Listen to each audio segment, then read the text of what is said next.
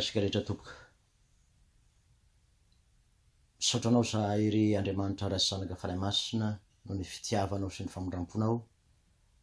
Mahazo ity andro any ity indray zay azaonay miaino ny teninao, mianatra ny teninao, mivelona ny teninao ary mizary zany ny teninao zany koa amin'ny hafa.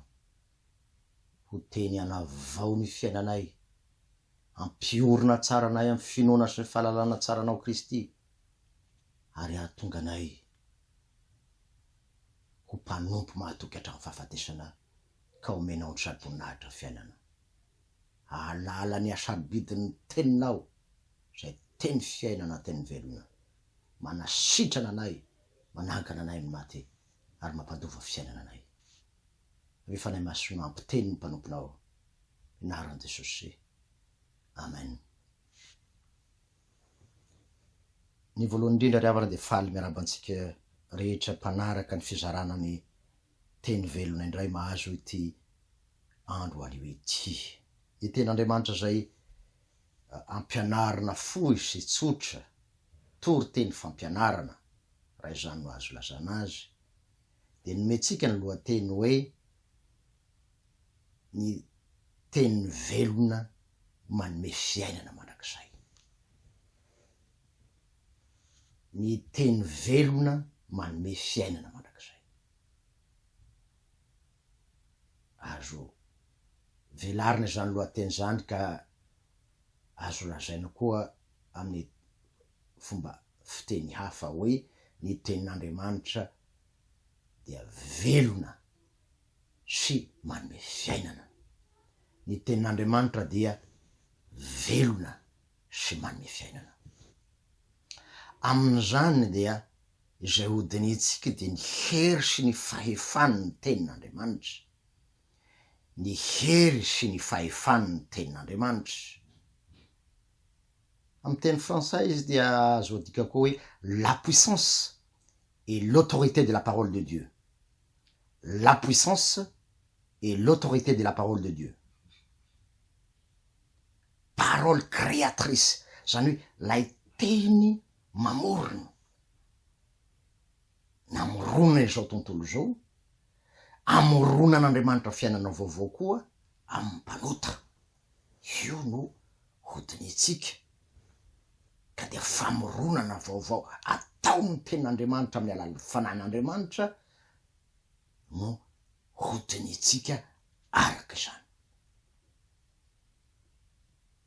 Raha ny Genesis toko voalohany no hodinitsika dia Jesosy ilay teny namoronana izao tontolo izao, zay averin'ny Jaona koa amin'ny Jaona toko voalohany fa ny teny dia tonga nofo ka nonona tamitsika. Ary eo indrindra ny mampatanjaka indrindra ny tenin'Andriamanitra dia izy manana ny Jesosy ho ivony, indrindra fa Jesosy maty sy nitsangana tamin'ny maty. Zay ampifandraisika amin'ny fampianaran'ny Martin Luther na hoe soratra masina hererianina sola scriptura. Ary zany indrindra no nahatonga ny Martin Luther nilaza hoe ny tanjaky ny soratra masina, ny tanjaky ny tenin'Andriamanitra, toy izy manana ny Jesosy nitsangana tamin'ny maty ho ivony. Ka zay rehetra mandray zany teny zany, zay miaina zany teny zany, dia velona, manana fiainana, mitsangana amin'ny maty, tonga olom-baovao, manana firaisana tanteraka amin'Andriamanitra. Zany ety mpiantohana ny faniriana sy ny fanentanana anao mpiainao dia ianao hiaina ny tenin'Andriamanitra. Tsy ho toriana amin'ny molotra na ho vakiana fotsiny amin'ny saina, fa tena ho fiainanao ny tenin'Andriamanitra, ho fahavelomanao isan'andro, mihoatra lavitra ny fihinanana ny vary na ny sakafo intelo isan'andro, ny hinananao ny tenin'Andriamanitra, ka ho tena olona babo ny tenin'Andriamanitra ianao. Aorian'ity fampianarana ity, miaina ny tenin'Andriamanitra ianao fa zay mpitaribaty pilabava, ary tena manoa sy manaza ny tenin'Andriamanitra amin'ny androm-piainanao rehetra. Ny tenin'Andriamanitra lazaina eto dia mizara roa. Ao ny tenin'Andriamanitra maha-baiboly azy, nefa ao koa lay teny toriana na teny ampianarana.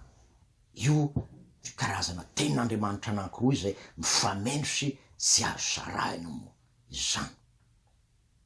Misy tenin'Andriamanitra fototra anorenantsika izao toriteny fampianarana izao dia ny Hebreo 4:7-10 ny ten'Andriamanitra fototra voalohany rahantsika ny anaran'i Jesosy no makisika izany fa velona sy mahery ny ten'Andriamanitra ka maranitra noho ny sabatra roa lela.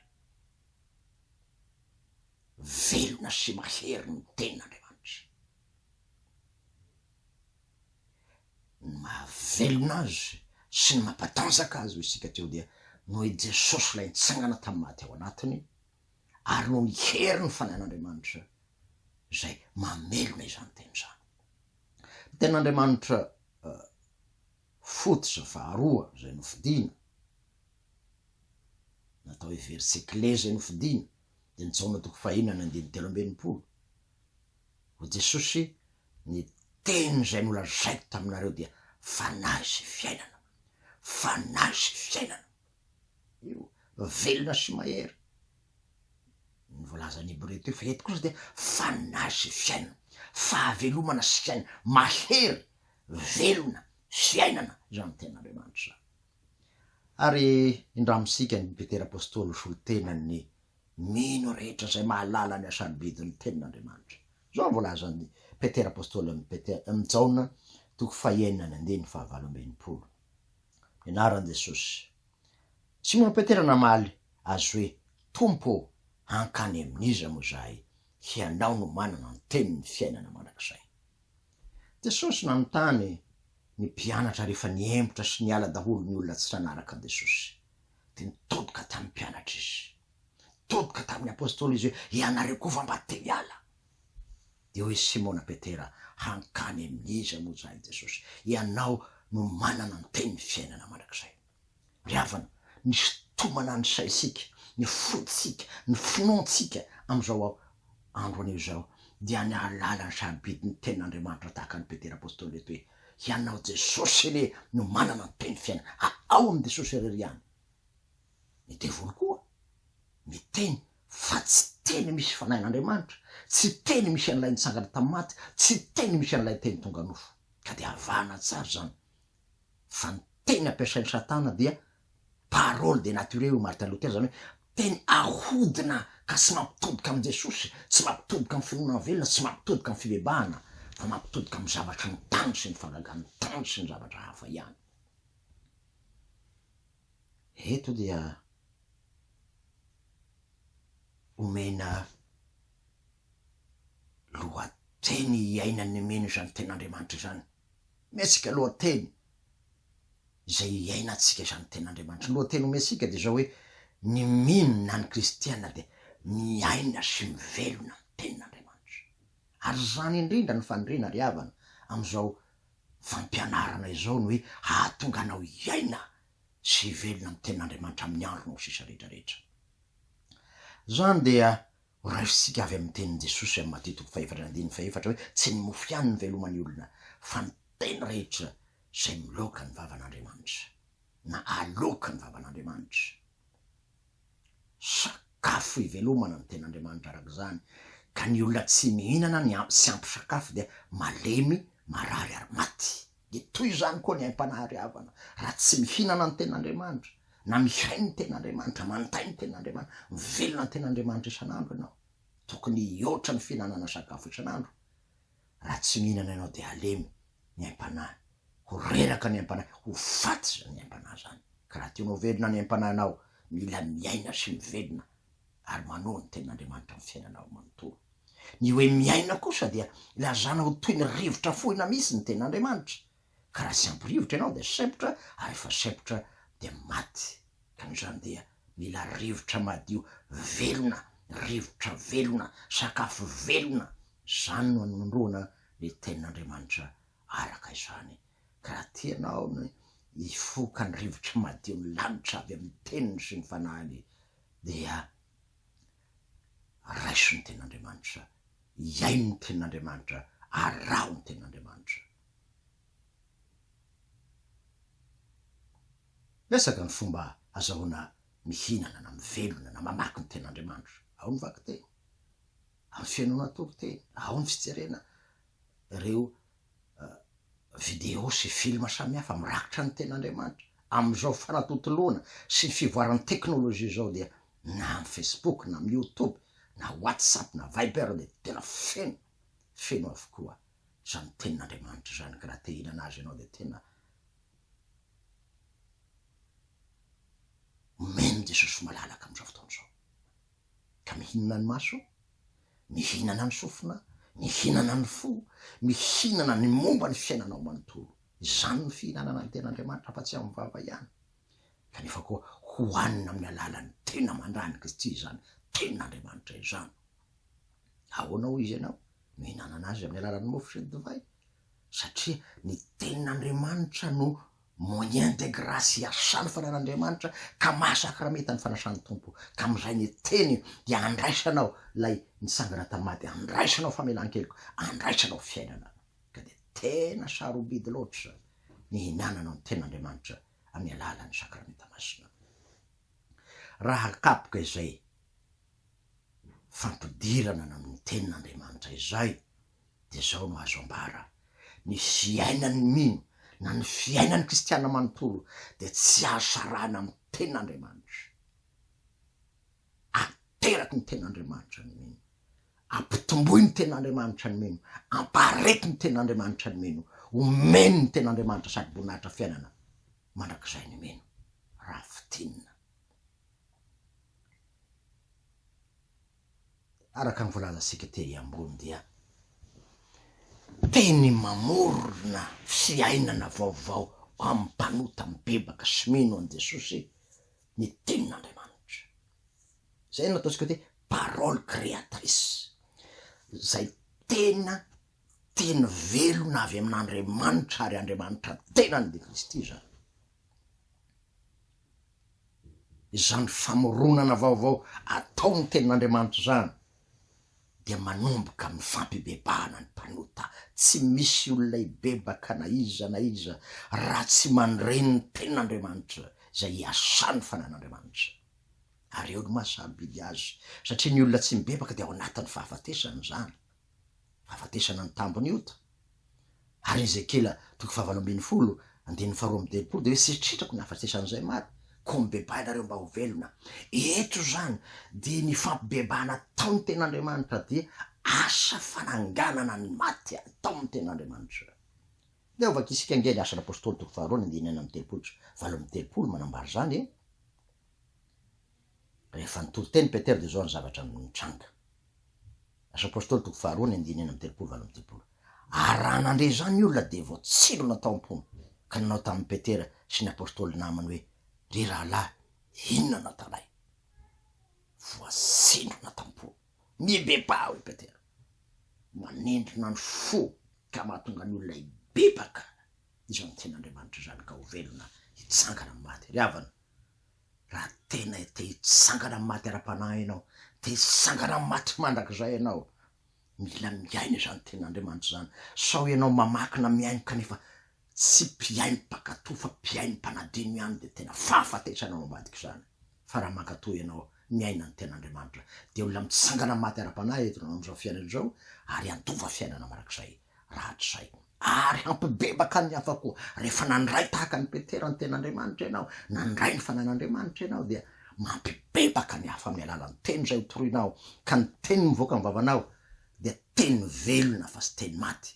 Io teny maty io moa ataon'ny teny latina hoe verbum vocal, zany hoe teny tsy misy aina, teny tsy misy ny asan'ny fanan'Andriamanitra sy ny herin'ny fanahy, teny tsy misy an'ilay nitsangana amin'ny maty de Kristy Jesosy. Fa ny anao rehefa tena mibebaka marina ianao de tena teny feno herika izany nahatonga ny Petera rehefa nitory izy araky ty asan'ny apôstôly 2 dia olona 3,000 no mibabo, zany hoe nitsangana amin'ny maty ara-panahy ny bebaka. Raha tianao aomby koa ny tonteny ny teolojia dia tsara ny fianarana teolojia, tsara ny fahaizanao ny diny soratra masina maro samihafa, kanefa zava-bony zany raha tsy misy ny asan'ny fanan'Andriamanitra, raha tsy velona amin'ny alalan'ilay nitsangana amin'ny maty lay teny dia varahina manendro sy kipansina mikaransana ihany. Fa ny fahaizanao teolojia sy soratra masina dia velomy ny fanan'Andriamanitra sy ilay nitsangana amin'ny maty izy araka ny tenin Jesosy hoe ny teny zay nomeko anareo dia fanahy sy fiainana. Izay teny velona izay mahatonga ny olona ho babo fa tsy ny fahasaran'ny fandarana ny teny fa ilay teny velona feno herin'ny fanahy feno herina nitsangana amin'ny maty de mibebaka ny hafa. Ary rehefa mibebaka ny olona anankiray na zay antilisa anankiray de ateraky ny tenin'Andriamanitra ho zanak'Andriamanitra, ateraka hoe miteraka koa zany ny fanahy masina raha izany. Eny tompoko, miteraka ny fanahy masina amin'ny alalan'ny tenin'Andriamanitra. Andeha hamaky tenin'Andriamanitra manambary sy zany sika. Zao nolazain'ny apôstôly Jakoba amin'ny Jakoba toko 1:20 ny anaran'i Jesosy, tamin'ny sitrapony no niterahany antsika tamin'ny tenin'ny fahamarinana. Manamafy zany ihany koa ny apôstôly Paoly amin'ny Korintena 1:1-12, izao no niteraka anareo ao amin'ny Kristy Jesosy tamin'ny filazany tsara, niteraka anareo tamin'ny filazany tsara. Tiasindrin'ny Jesosy raha teo koa moa eo amin'ny Jana toko 7 nandin'ny 15 hoe raha sy ateraky ny rano sy ny fanahy, zany hoe ny fanahy sy ny tenin'Andriamanitra no miteraka anao ho tonga zanak'Andriamanitra. Ary rehefa aterany ve sika, tonga olona vaovao sika, nitsangana amin'ny maty ara-panahy sika. Araka lazain'ny apôstôly Paoly hoe raha misy olona amin'ny Kristy dia olom-baovao izy, olom-baovao izy. Araka zany de tsy vitany aterany ihany sika, fa diovo ny teny koa sika, sasany ny teny koa sika. Ny Efesiana toko 5:20 sy 7 dia anambaran'ny apôstôly Paoly mazava toy izao, mba hamasina azy amin'ny hanadiovany azy amin'ny rano fanasana amin'ny teny, rano fanasana amin'ny teny, mba ho raisiny malaza tsy misy paintipaintina na fiketronana na izay toy zany, fa mba ho masina sady tsy misy tsiny izy. Sasany ny tenin'Andriamanitra, diovo ny tenin'Andriamanitra, hamasiny ny tenin'Andriamanitra ny meno an'i Kristy Jesosy. Tena sarobidy ry havana, ka noho zany tsy mahazo fangaro amin'ny fahotana ny olona tena miaina ny tenin'Andriamanitra. Ka noho zany dia aza manaraka ny fampianarana ankehitriny zay mametraka ny teolojia liberala hoe rehefa mino ianao dia azonao atao daholo ny fahotana rehetra fa tsy mampaninona anao zany. Sanatria zany tsy tiako ny fanompoam-pivavahana aroaroam-paratsiana, fahafatesana ny tambony hita hoe ny tompo, ka ireo rehetrarehetra dia metraka antsika ho masina eo anatrehan'Andriamanitra, satria ny fahamasina amin'ny tenin'Andriamanitra no ampitoerina ao anatintsika. Zany dia tsy maintsy toriana ny fahamasinana amin'ny alalan'ny tenin'Andriamanitra. Tsy hanao accommodation na amboamboarina tefetefena ho ny tenin'Andriamanitra mba tsy ho tafitohina ny olona de tsy tenenina ny fahotana. Sanatria zany tsy maintsy ambara fa fahafatesana no ambadiky ny filalaovana fahotana. Ary zany no atao hoe lalàna sy filazantsara amin'ny fitorianan'ny tenin'Andriamanitra. Ny lalàna de ny filazana fa ny rotana ny fahotana de mitondra fahafatesana sy fahaverezana amin'ny elo ary mampisaraka amin'Andriamanitra. Fa ny filazantsara kosa zay omena amin'ny Kristy Jesosy de mamela ny heloky ny mpanota mibebaka rehetra. Io no tenin'Andriamanitra, lalàna sy filazantsara zay tsy azo sarahana amin'ny maha tenin'Andriamanitra ny tenin'Andriamanitra na maha baiboly ny baiboly. Rehefa toy izany dia tsy vitany voadiony fa ampioreniny ny tenin'Andriamanitra ao anatsika ny finoana velona tsy miozongozo. Ny olona tena miaina sy baby ny tenin'Andriamanitra ry havana de manana finoana sy miozongozona, miorina tsara na ny fahoriana na ny fifaliana eny hatramin'ny fahafatesana aza, de tsy mihemotra. Iza no asaraka antsika amin'ny fitiavan'i Kristy hoy ny apôstôly Paoly amin'ny Romana 4:4, fahoriana mba safahantrana eny hatramin'ny fahafatesana aza. Ny olona tena manana ny tenin'Andriamanitra velona anatiny de tena mahatoky hatramin'ny fahafatesana ka omen'Andriamanitra ny saro-boninahitra fiainana. Martin Lutera de mampianatra hoe ny baiboly de mizara roa, na ny tenin'Andriamanitra de mizara roa. Ny baiboly eny ivelany de ho hitantsika maso haintsika amin'ny tanany io vakisy, fa ny baiboly ao anaty voasoratra ao anaty, araka lazain'ny tompo hoe hosoratako ao anatin'ny lalàko, hosoratako ao anatin'ny fon'ny lalàko, ka dia hosoratany fanahin'Andriamanitra ao anatinao, ny tenin'Andriamanitra, ka dia velona zany. Ary zany mamboly finoana ambaran'ny Paoly apôstôly raha teo zany amin'ny Romana 4:10 nandeha 7:20 amin'ny anaran'i Jesosy, ko ny finoana de avy amin'ny toriteny ary ny toriteny de avy amin'ny tenin'ny Kristy. Ka na iza ilaza ho be finoana kanefa tsy mamaky tenin'Andriamanitra na indray mandeha isanandro de toy ny olona tsy misakafo isanandro, fa ianao raha tianao manana finoana tsy mizokoza de zao mihinana miveloma miainoa mamakia na my fotoana na tsy amy fotoana na ho andininy ray na ho andininy roa tsy voatery ny alavana fa ianao mamaky ianao miaina ianao manatanteraka an'izany amy fiainanao fa sy manam-pitaribaty vilambava hafa nytorinao nefa hafa ny fiainana sanatry zany tena finoana mitondra makany amy fanamarinana marina eo anatrehan'Andriamanitra ny olona zay miaina ny tenin'Andriamanitra aka ny tenin Jesosy raha teo hoe manamasina azy amy fahamarinana fa nyteninao ny fahamarinana hamarinina sy hamasinina amin'ny alalan'ny tenin'Andriamanitra ka de manana fitondran-tena masina arak'izany ny olona etika kristianina zava-dehibe zany asindrian'i Jesosy amy Jaona toko fahafito ambin'ny folo ny andininy fahafito ambin'ny folo ny tenin'Andriamanitra manamasina sy manamarina ny mpanota ka ny masina arak'izany de tafasaraka amin'ny ota mifady ny ota enina de sy tanteraka ihany amy maha olombelona mitafinofo de zao tsy minia manota izy tsy minia manota izy tsy milalao ota izy tsy andevonota izy fa mpandresy ny ota sy ny fahotana ary ny fakapanahy satria manana ny fanahin'Andriamanitra manana an Jesosy mpandresy ary manana ny tenin'Andriamanitra zay sabatry ny fanahy andresen'ny devoly herin'Andriamanitra ao famonjena izany tenin'Andriamanitra zany Romanina toko voalohany andiny faina ambin'ny folo no anambaran'ny apôstôly Paoly izany tsy menatra ny filazantsara fa herin'Andriamanitra ho famonjena zay rehetra mino zany ahoana ny tiany Paoly apôstôly lazaina am'izany hery manolotolo ny fovato hery mitondra finoana velona hery mitondra fibebahana hery mampitoboka am'ilay nitsangana tamin'ny maty hery manavao ny mpanota ka mahatonga azy ho mpanota voavelaheloka marina sy masina eo anatrehan'Andriamanitra tena velona sy mahery zany hoy ny epistiny Hebreo toko faefatra andiny faharoa ambin'ny folo zay miresaka teo herin'Andriamanitra manahoana moa zany herin'Andriamanitra mamono ny tenany ota mamono ny Adamaela mamono ny tsy fahatanterahana rehetrarehetra sy ny faratsena hatramin'ny aretina sy ny fahotana vonoiny sy le voniny ka sy manana-kery aminao ka tonga olona vaovao hery eo amban'ny fitarian'ny fanahin'Andriamanitra izany zany mahatonga Jesosy ny laza amin'ny asan'ny apôstôly toko voalohany andiny fahavalo hoe azo ery ianareo amin'ny lasan'ny fanahy masina aminareo ka ho vavolombeloko ny vavolombeloko de hiteny ilay teny fiainana ka de hery avy amin'ny fanahin'Andriamanitra mamelona ny teny ao anaty sy ny teny toriana izany koa zany dia rehefa miaina zany tenin'Andriamanitra zany koa ianao de omeny zany hery zany ianao hery tahaka ny amin'ny apôstôly Paoly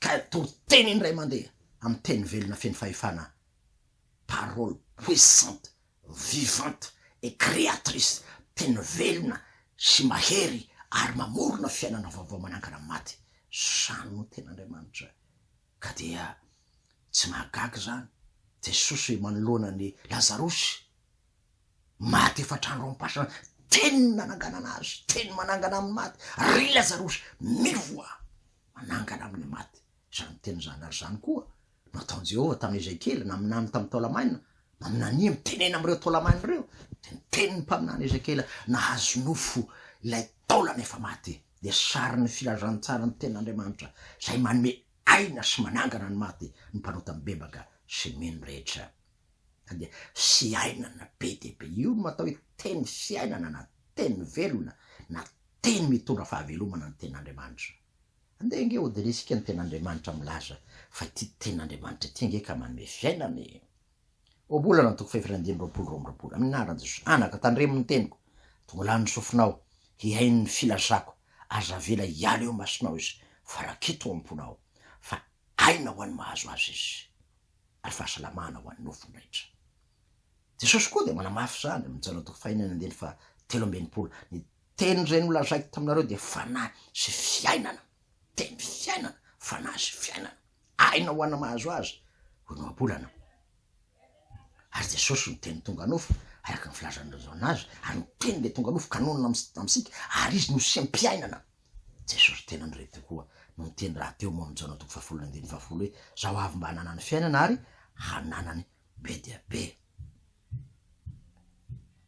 Ary zany mahatonga ny Lotera nylaza hoe ny mahavelona ny teny ange de no Jesosy nitsangana tao maty ao anatin'ny teny, ny fanahy masina zay mamelona ny teny mahavelona sy mahery ka mampitondra fiainana azy satria Jesosy fiainana ny teny. Ary io mampatanjaka ny sola scriptura na soratra masina irery ihany. Ary zany indrindra no lazany Paoly apôstôly amin'ny Korintiana voalohany 4:10 ny 4:10 hoe raha tsy nasangana tamin'ny maty Kristy dia foana ny toro-teninay ary foana koa ny filoanareo. Zany hoe foana ny tenin'Andriamanitra raha esorina amin'ny Baiboly Martin Luther Jesosy maty sy nisangana amin'ny maty dia tsisy ilana azy ny Baiboly aleo ariana, satria izany Jesosy nitsangana tamin'ny maty zany ny fo mamelona ny Baiboly, ny fo mamelona ny finoana kristiana ary tena mahatonga ny kristiana handova fiainana mandrakizay. Ary tsy azo sarahana moa amin'ny tenin'Andriamanitra araka ny voalaza sika teo, tsy vitany mamelona nefa fa tena io no fitaovam-piadina. Hay ny mpiandry loatra sy ny mpitoro teny Efesiana 5:17 Efesiana 5:17 amin'ny anaran'i Jesosy araisy ny famonjena ny fiarovan-doha sy ny tenin'Andriamanitra ho sabatry ny fanahy, sabatry ny fanahy, tena mandresy ny fahavalo rehetra na ny devoly na ny aretina na ny fiaiaianao fiainanao zay fahavalo misitona anao hiala amin'ny Jesosy na olana mitokantrano ny vadina zanaka aretina gilina na inona de zao mpandresy ary manotra ny mpandresy anao raha miaina ny tenin'Andriamanitra satria antony de ty manana lay fitaovam-piadiana entina mampandresy anao dia ny tenin'Andriamanitra zay feno ny fanahy sy feno ilay nitsangana amin'ny maty, teny velona manangana ny maty sy mampandresy ity tenin'Andriamanitra. Raha tianao ry havana andresy maro ny olana am'izao fiainana zao, maro mitanonoka, maro misasatra sy reraka kanefa ny teny fampaherezana tsy vakina, tsy iainana. Tsy hitanao ve mifeo ny tompo mitambitamby hoe anakatoroly ay ny fonao, tsy renao va ny tenin' Jesosy mitambitamby anao fitiavana manakizay no mitiavako anao, tsy renao ve ry sasatry ny ady sy ny olana am'izao fiainana zao ilay Jesosy miteny aminao hoe mankanesa ty amiko anao rehetra miasa fatratra sy mavesatretana fahizahony mena le fisarana, tsy renao ve ny tenin' Jesosy milaza aminao tsy andaonao nisy anafo ianao kory inareo na de rasy aza mahalala ny meza vatsoany sanakareo maika fandrainareo zay any an-danitra hitako ny farian'ny oloko.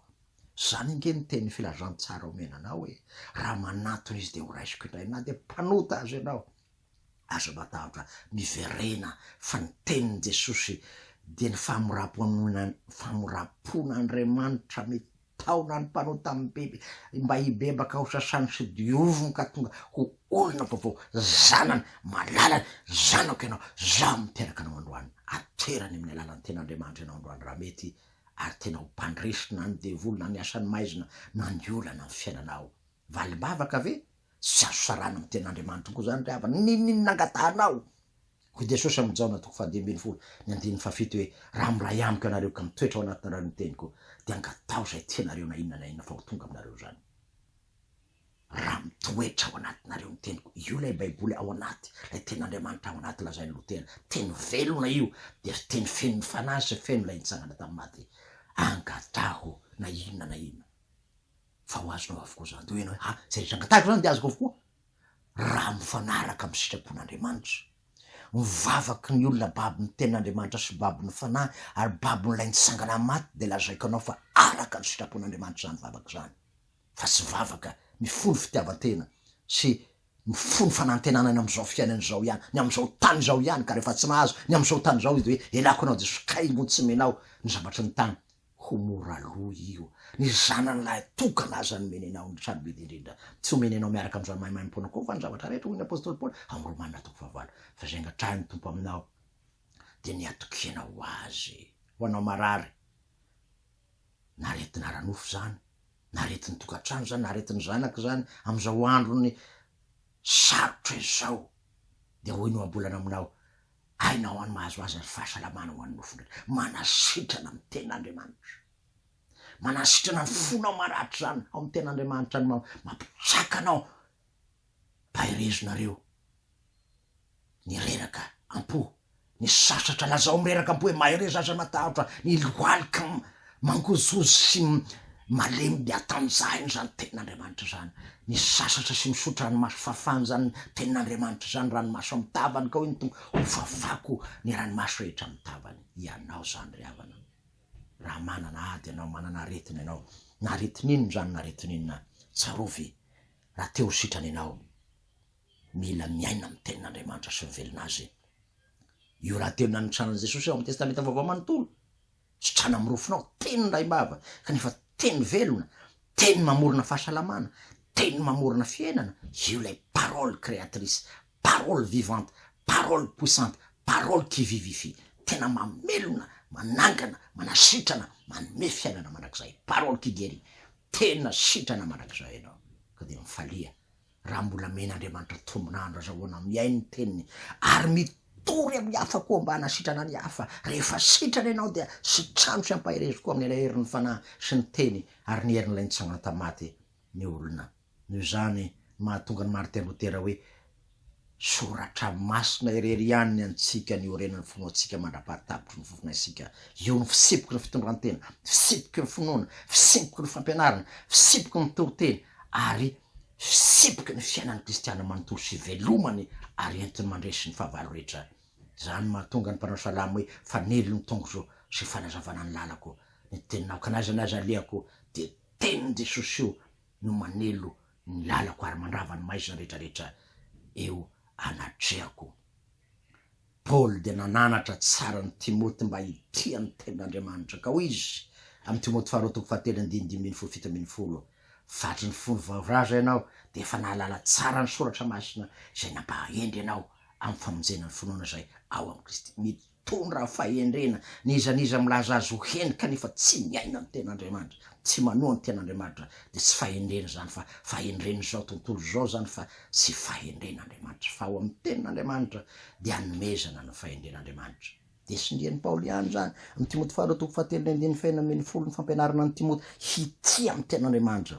Zay soratra rehetra ny menatsinan'Andriamanitra hoe Paoly de mahasoa avokoa, fampianarana, fandresentahatra, fanitsina izay ditra ho fitaizana amy fahamarinana.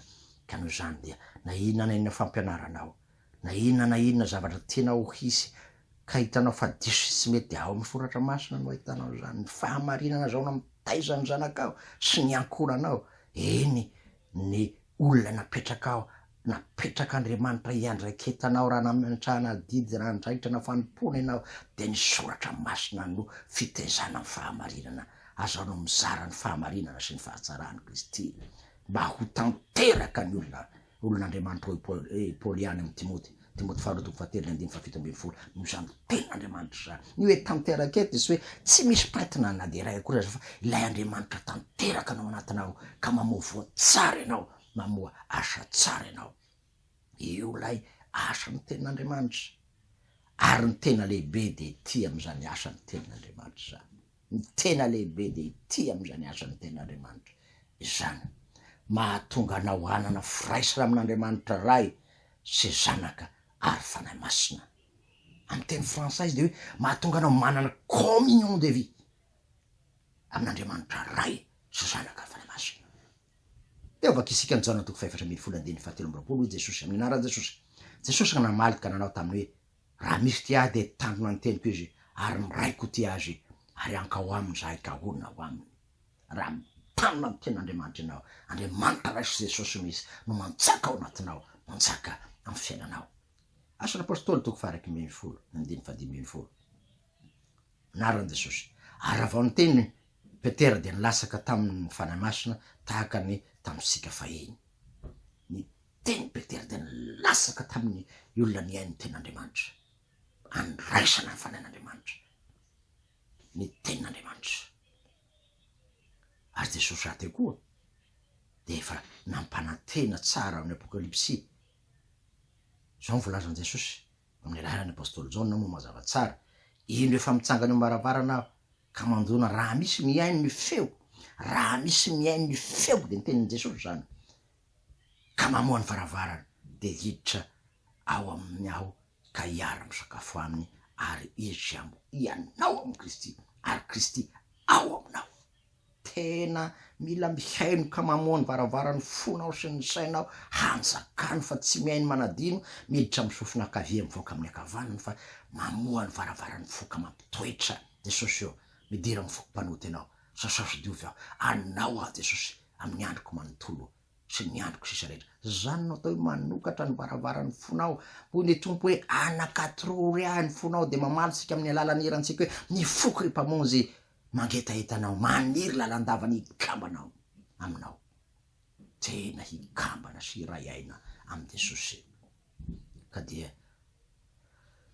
monina ao anatinao babony Jesosy babony fanahy babon'Andriamanitra ray babony tenin'Andriamanitra ny olona miaina amin'ny ten'Andriamanitra ianao zany ry havana ary rahana koa ianao izarany ten'Andriamanitra mba hahatonga ny olona ho babony tenin'Andriamanitra ary farany de zao mahazo ny sady boninahitra fiainana aoka ho mahatoky hatramin'ny fahafatesana amin'ny fitandremana ny tenin'Andriamanitra ny fiainana sy ny fankatoavany zany ianao dia mahazo ny sady boninahitra fiainana hoy Jesosy milaza zany amin'ny Jaona 5:7 dininareo ny soratra masina fatanareo fa ao aminy no anananareo fiainana mandrakizay ary reny no manambara sady manambara ny Jesosy no mitondra ny Jesosy no mitondra fiainana mandrakizay ho anao ny ten'Andriamanitra ary Petera teo efa naversika ny Jaona 5:7 hoe ary Jesosy ary Petera namaly an Jesosy hoe tompo hakany amin'izy moa zay ianao manana ny teny fiainana mandrakizay ny olona miaina sy mivelona ary mankatoy ny tenin'Andriamanitra de omen'Andriamanitra azy ny satroboninahitra fiainana zay tehirizina ho an'ny mpanompo mahatoky sy miaina amin'ny tenin'Andriamanitra ka nateraka zany tenin'Andriamanitra zany navaozony zany tenin'Andriamanitra zany no amasinony zany tenin'Andriamanitra zany ary nomena hery vaovao de ny herin'ilay nitsangana tamaty sy ny herin'ny fanahy amin'ny alalan'izany tenin'Andriamanitra zany ka izale zany amin'ny hafa ka anangana ny maty hafa rehetra miaino azy ka na iza miaino azy satria teny velona sy feno hery sy fahefana no teny ao anatiny de ny baiboly velona ao anatiny ka zay rehetra mandre azy de bebaka tokoa satria teny misy fiainana misy lay nitsangana tamaty nisy ny herin'ny fanahy tahaka ny apôstôly Petera sy ny namany zay nitory ny filazantsara araka voalaza teo ka olona 3,000 mibabo Jesosy tsy anao babo ihany ry havana no zavatra kendreny zao tenin'Andriamanitra zao fa rehefa babo Jesosy babo ny tenin'Andriamanitra sy babo ny fanahy anao de hambabo fompanota maro ibebaka sy andady loha tongotry Jesosy ka hifady liota ary hanolotra ny fiainany mandrakizay ho an'i Jesosy maniry koa raha maniry zay ry havana aoriany zao tenin'Andriamanitra fampianarany zao mba tsy ho lasaky ny telo isan'andro ianao mihinana ny tenin'Andriamanitra inona de tsy misy baiboly aza eo an-tananao ataovy ao an-tsaina andiny soratra masina anankiray de ampy zay ohatra fotsiny hoe tadidinao lay teny tsy aviasy ny marina hafa ny mpanota ibebaka averimberenao misainao zany misaotra Jesosy ka isaotra ianao saotra Jesosy fa mandray ahy mpanoty ianao ary manasa ahy manadio ahy sasany sy ny dioviny zany tenin'Andriamanitra zany ianao ka mahazo ny sady boninahitra fiainana ka sady manana ny tenin'Andriamanitra no mizara ny tenin'Andriamanitra lay malemy tao tsara endrika nanantena hahazo vola fa hoy Petera sy Jaona tsy manana volamena na volafotsy fa izay anananay no omenay amin'ny anaran'i Jesosy avy Nazareta mitsangatsangana de nitsangana lay malemy ianao koa akoho vilinao anatinao ny tenin'Andriamanitra ny fanahin'Andriamanitra ary Jesosy Kristy de zao ny marary rehetra na marary ny fahotana na manana olana na ny sasatra na ny reraka hitsangana ka ho salama tsara ho velona manan'i Kristy ary azo ny sady boninahitra fiainana ianao azo sady boninahitra ny fiainana ny miainanao azo sady boninahitra ny fiainana de anjakany Kristy sy ny teniny ary ny fanahiny ny fiainanao sy ny fiainatokantranonao hatramin'izao ka manak'izay mahereza azo matahotra fa tianao Jesosy mbola sy tary ianao amin'ny fanoloran-tena feno ho an'ny tompo fa miandry ianao ny tompo hanoloranao feno miandro rao sisa ho azy de ho faly Jesosy sy miara mandeha aminao de ho n'Andriamanitra irery ny voninahitra zay fahazaka amin'ny taloha indrindra ka ho manak'izay vavakisika saotranao zay ry Andriamanitra ray zanaka fanamasina tsara loatra ianao famindramponao maharitra manak'izay zay mitaizanay eo amin'ny teninao